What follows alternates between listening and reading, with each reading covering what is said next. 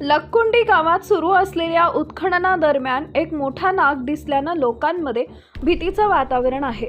त्याचवेळी किल्ल्याच्या भिंतीत एक छोटं शिवलिंग सापडले। लक्कुंडी गावात उत्खनन सुरू असलेल्या जागेजवळच एक भला मोठा साप दिसला। साप दिसल्याची बातमी कळताच लक्कुंडी गावातील लोकांमध्ये भीतीचं वातावरण पसरलं आहे। पुरातत्व विभाग, पर्यटन विभाग, जिल्हा प्रशासन आणि लक्कुंडी विकास प्राधिकरणाच्या नेतृत्वाखाली हे उत्खनन सुरू आहे। लक्कुंडी गावात आज तिसऱ्या दिवशी हे उत्खननाचं काम सुरू झालंय।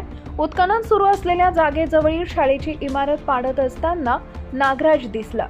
जेसीबी आणि ट्रॅक्टर चालकांच्या नजरेस हा साप पडल्याचं समजतंय। लक्कुंडी गावातील जनता शिक्षण संस्थेच्या शाळेत हा साप दिसला। साधारणपणे जिथं खजिना असतो त्या परिसरात सापांचा वावर असतो। याला सर्प कावल, सापांची राखण म्हणतात। आता उत्खननावेळीच सुमारे 8 मीटर लांबीचा साप पाहिल्याचं कामगार घाबरले। काही कामगारांनी कामावर येण्यास नकार दिल्याचंही बोललं जात आहे। शनिवारी जनता शिक्षण संस्थेची इमारत पाडल्यानंतर किल्ल्याच्या भिंतीत एक शिवलिंग सापडलं। किल्ल्याच्या भिंतीच्या आत हे शिवलिंग आढळून आलंय। सापडलेला शिवलिंग कांस्य, तांबे की चांदीचं आहे याबाबत उत्सुकता निर्माण झाली आहे। या लहान शिवलिंगाची आकृती पुरातत्व विभागाच्या अधिकाऱ्यांनी ताब्यात घेतली आहे।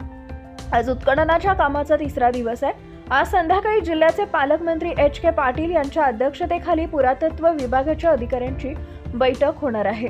या बैठकीत पर्यटन विभागाचे अधिकारी, जिल्हाधिकारी आणि लक्कुंडी विकास प्राधिकरणाचे अधिकारी सहभागी होणार आहेत।